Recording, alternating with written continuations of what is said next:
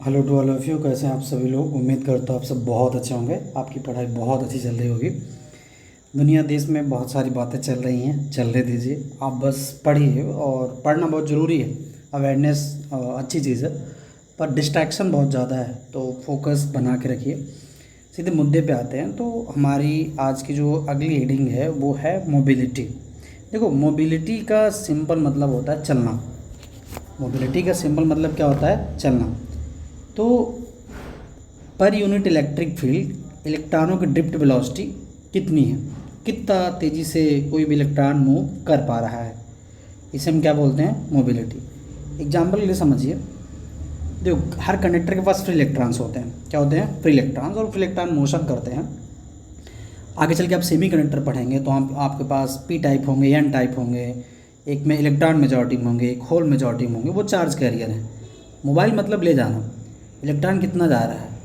जैसे मान लीजिए कि अगर कोई व्यक्ति किसी भी भीड़ भाड़ वाली जगह पे चल रहा है तो धीरे धीरे चलेगा, यानी उसकी मोबिलिटी लो है। और अगर कोई भी व्यक्ति किसी भी प्रॉब्लम के बगैर, मतलब बहुत तेज़ी से चल रहा है, तो उसकी मोबिलिटी ज़्यादा है। बिल्कुल इलेक्ट्रॉनों में ऐसा ही है।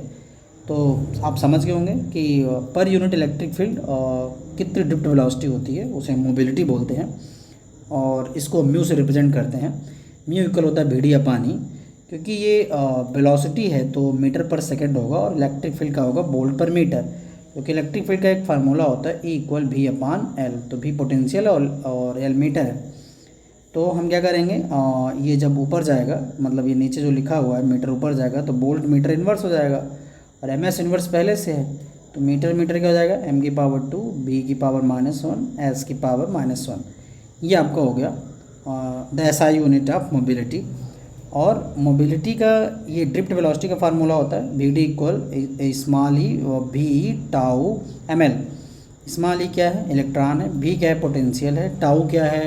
रिलैक्सेशन टाइम है। यम क्या है? मास है। यल क्या? Length of conductor. तो हम क्या करेंगे, हम फार्मूला जानते हैं म्यू इक्वल होता है भीडी अपान ई। तो ये पूरी भीडी की वैल्यू को हम भीडी की जगह पे रख देंगे, तो हमारे पास बनेगा वी अपान एल। और वी अपान एल की जगह पे हम ई रख सकते हैं। तो ई से ही क्या हो जाएगा? कैंसिल, क्योंकि ई इक्वल होता है वी अपान एल। तो हमारे पास म्यू इक्वल आ जाएगा, जो फार्मूला बनेगा नया वो बनेगा ई टाउ अपान एम। मोबिलिटी के बाद हम अपने नेक्स्ट टॉपिक पे आते हैं, और हमारा जो नेक्स्ट टॉपिक है वो है effect on temperature on resistance and specific resistance. ठीक है, बहुत सिंपल सी बात है। मैं बहुत आपको सिंपल लैंग्वेज में बताऊंगा। टेम्परेचर बढ़ाने पे रेजिस्टेंस बढ़ता है, और स्पेसिफिक रेजिस्टेंस भी बढ़ता है।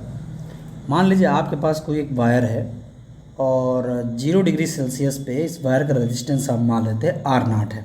ठीक है, और T डिग्री सेल्सियस पे इस वायर का रेजिस्टेंस है RT। तो RT इक्वल हो जाएगा R01 plus alpha T. RT equal क्या हो जाएगा? R01 plus alpha T. जैसे आप 11th क्लास में पढ़ते थे, linear expansion, volume expansion, superficial expansion. ठीक है, तो यहाँ पे अल्फ़ा क्या है? अल्फ़ा टेम्परेचर कोफिशिएंट है। क्या है? Temperature coefficient.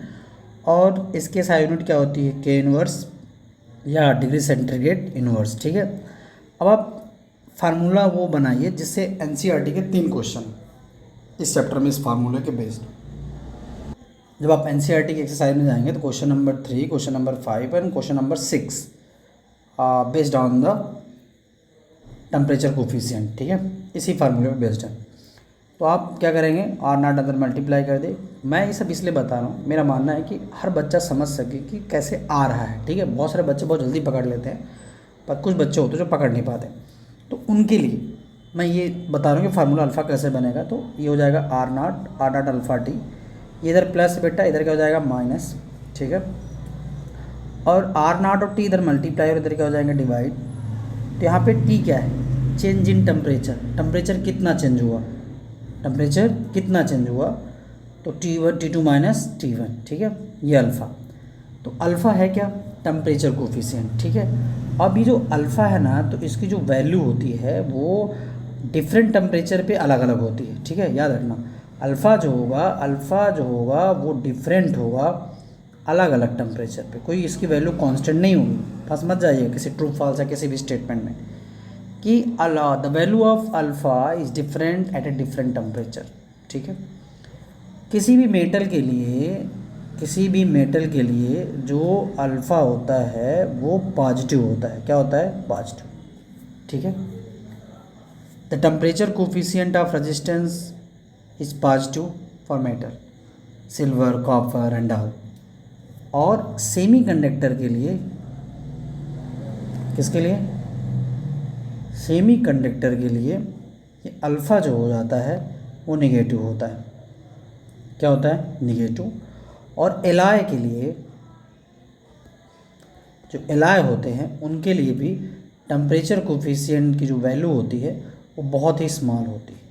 ये आपसे फिल द ब्लैंक्स में पूछ सकता है कि जो अल्फ़ा होगा वो वेरी स्मॉल होगा। किसके लिए? एलॉय के लिए। The temperature coefficient of resistance alpha is very small for alloy. ठीक है। तो ये सारी चीज़ें याद रखिएगा कि कैसे काम करता है, क्या होता है। और अगर इसको हम फिजिकल वे पे समझें तो मान लीजिए दो आदमी हैं और एक आदमी है और जिसको बहुत ज़्यादा गर्मी लगती है, बहुत ज़्यादा गर्मी लगे, गर्मी से बहुत परेशान हो जाता है। इसका मतलब है वो हाई टेम्परेचर कोफिशिएंट है। और जो दूसरा आदमी है उस पर थोड़ा गर्मी कम असर डालती, कम इफ़ेक्ट डाल रही, कम इम्पैक्ट डाल रही, तो उसका टेम्परेचर कोफिशिएंट लो है। मतलब अगर आपका अल्फ़ा ज़्यादा है, अगर आपके अल्फ़ा की वैल्यू ज़्यादा है तो रेजिस्टेंस में चेंज भी ज़्यादा होगा, और अगर अल्फ़ा की वैल्यू कम है तो रेजिस्टेंस में भी कम चेंज होगा। तो temperature coefficient major how strongly the resistance of material change with temperature. ये इसकी फिजिकल मीनिंग है। आपको पता होना चाहिए कि टेम्परेचर कोफिशिएंट का रोल क्या है। टेम्परेचर कोफिशिएंट का रोल क्या है? तो टेम्परेचर कोफिशिएंट ये बताता है कि रेजिस्टेंस किस तरीके से बदलेगा टेम्परेचर आने पे, टेम्परेचर बढ़ाने पे। ठीक है, ओके। और ये जो आपका जो फार्मूला आ रहा है ना, ये वाला, ये कहाँ से आ रहा है सर? ये कहाँ से आ रहा? तो 11th में आपने एक फार्मूला पढ़ा होगा, आपको याद आ रहा कि नहीं याद आ रहा? अल्फ़ा इक्वल, आप थोड़ा दिमाग पे जोर डालिएगा और हीट एक्सपेंशंस वाले चैप्टर पे जाइएगा तो आपको ये फार्मूला मिल जाएगा। ठीक है, ओके। तो फटाफट एक बार रिवाइज़ कर लो। ये फार्मूला होता है और ये वाला फार्मूला आप याद रखिएगा। हम यहाँ पे थे और फिर ट्रांसपोज कर देंगे। ये फार्मूला है और इस फार्मूले बेस्ड आपके एनसीईआरटी के 3 न्यूमेरिकल्स लगेंगे। फिल द ब्लैंक से पूछेगा कि जो टेम्परेचर कोफिशिएंट हो मेटल का पॉजिटिव होता है, सेमीकंडक्टर का नेगेटिव होता है, एलॉय का बहुत स्मॉल होता है। ठीक है, फिर अगले डेरिवेशन पे हम आते हैं, relation between sensitivity, resistivity and electron mobility. ठीक है, तो जब आप ये वाला डेरिवेशन पढ़ें ना, other form of Ohm's law, तो हम एक लाइन आती है J इक्वल ई अपान रो। J इक्वल क्या आती है? ई अपान रो। समझिए कैसे आती है। J इक्वल होता है सिग्मा ई, तो सिग्मा इक्वल होता है 1 अपान रो। सिग्मा इक्वल क्या होता है? 1 अपान रो। और ये आपका क्या है? ई क्या है आपका? Electric field. तो हमने क्या किया कि जो ये 1 अपान रो लिख सकते हैं, ठीक है, सिग्मा के जगह पे, तो ये आ गया। J क्या है बेटा? Current density. J क्या है? Current density. तो करंट डेंसिटी की जगह पे हम क्या रख सकते हैं? आई अपान ए इक्वल ई अपान रो। और करंट और ड्रिफ्ट वेलोसिटी में क्या रिलेशन होता है? तो होता है एन ई ए भी डी। तो हमने आई की जगह पे क्या रख दिया, और ये कैसे होता है आपको मैंने लास्ट वाले वीडियो में, मतलब पहला जो इस टॉपिक का चैप्टर का वीडियो है उसमें हमने बनाया था। तो आई इक्वल हो जाएगा एन ई ए भी डी अपान ए। ठीक है, तो ए से ए क्या हो गया आपका? कैंसिल, इधर ई अपान रो ही बचा। तो हमारे पास कितना बचा? एन ई भी डी इक्वल ई अपान रो। अभी मैं आपको पढ़ा के आ रहा हूँ कि म्यू इक्वल होता है बी डी अपान ई। म्यू इक्वल क्या होता है? बी डी अपान ई। तो भी डी इक्वल क्या हो जाएगा? इधर ही डिवाइड हो रहा है, इधर मल्टीप्लाई हो जाएगा। भी डी इक्वल हो जाएगा म्यू ई। क्या हो जाएगा? Mu E. तो आप क्या करेंगे? आप को भी डी की जगह पे आप क्या रख सकते हैं? Mu E. तो N E mu E equal E upon rho. दोनों साइड ई है तो ई से ई आपका कैंसिल हो गया, और आपके पास बचा N E mu equal 1 upon rho. तो रो इक्वल हो जाएगा 1 upon N E mu, N E mu. ठीक है, फिर एक चीज़ और याद रखना, जो रजिस्टिविटी होती है वो मेटल की ज़्यादा होती है। फिर मतलब आप एक क्रम में कैसे, किसकी ज़्यादा होती है किसकी कम होती है, तो फिर हो जाएगा एल आई। ठीक है, सबसे ज़्यादा तो इंसुलेटर की होगी, फिर आपका आएगा सेमीकंडक्टर, फिर आपका आ जाएगा Li। तो सबसे ज़्यादा रेजिस्टिविटी किसकी होगी? Li। ये क्रम है, मेटल की सबसे कम होगी और Li की सबसे ज़्यादा होगी। ये क्रम आप याद रखिएगा ताकि कोई भी सवाल बने तो आपसे बन जाए। क्यों होता है, कैसे होता है, टेम्परेचर क्या इम्पैक्ट डालता है, तो बहुत डिटेल के साथ आपको अगर पढ़ना है तो पहले हम मेन चीज़ें कवर कर लेते हैं और फिर इसके बाद इन सारे टॉपिक पे हम एक वीडियो ले जाएंगे। क्यों टेम्परेचर बढ़ाने पर रेजिस्टेंस क्यों बढ़ता है, रजिस्टिविटी भी क्यों बढ़ती है, सारी चीज़ें। ठीक है, हमारी जो अगली हेडिंग है वो है इलेक्ट्रिक एनर्जी। इलेक्ट्रिक एनर्जी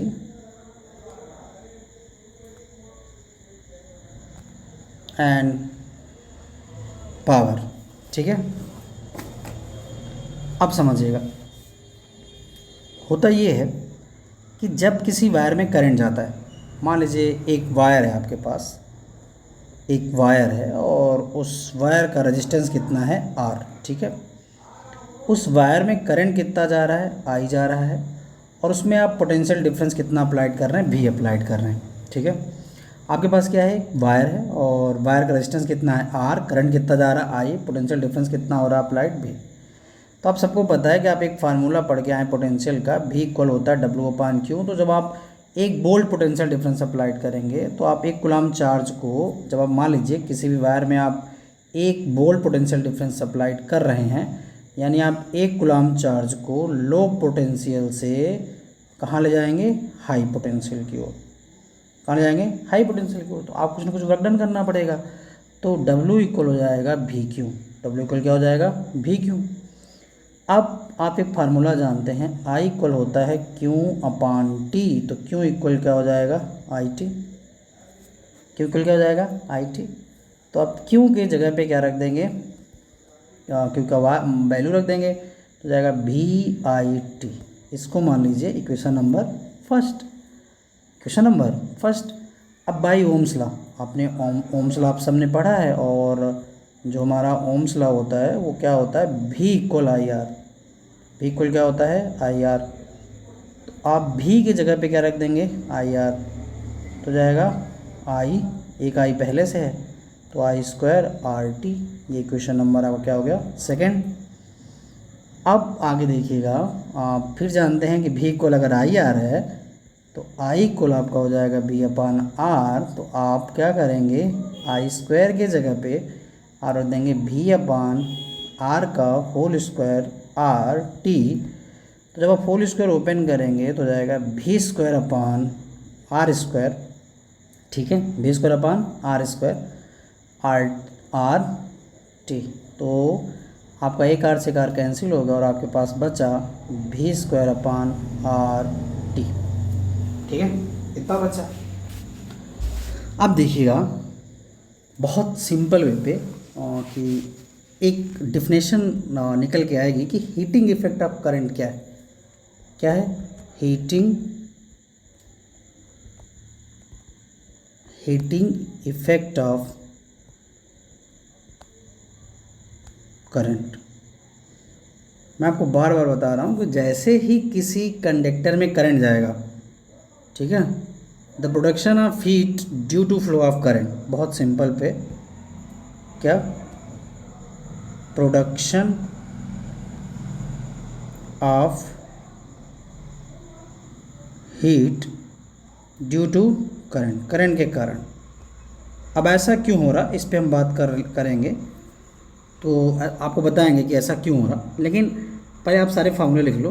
तो जितना वर्क डन होगा, जितना क्या होगा इसमें वर्क डन होगा, वो सारा का सारा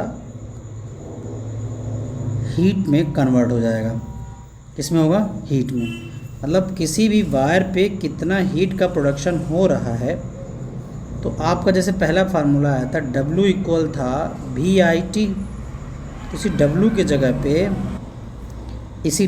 जगह पे आप क्या रख देंगे? H। तो H इक्वल एक फार्मूला मिल गया VIT, यही जूल्स का हीट लॉ है। फिर एक H इक्वल आपको मिल जाएगा I² RT, क्योंकि जो वर्क डन हुआ वो हीट के रूप में कन्वर्ट हो जाएगा। और ये हो जाएगा V²/T/R। कैसे कन्वर्ट हो रहा? आप इस W की जगह पे H रख दिए हैं और एक फार्मूले में इस W की जगह पे आप H रख दें, क्योंकि जितना वर्क डन हुआ है वही हीट के रूप में आ रहा है। ठीक है, अब सवाल ये है कि सर जब किसी भी वायर में करंट जाता है तो क्यों पैदा होता है हीट।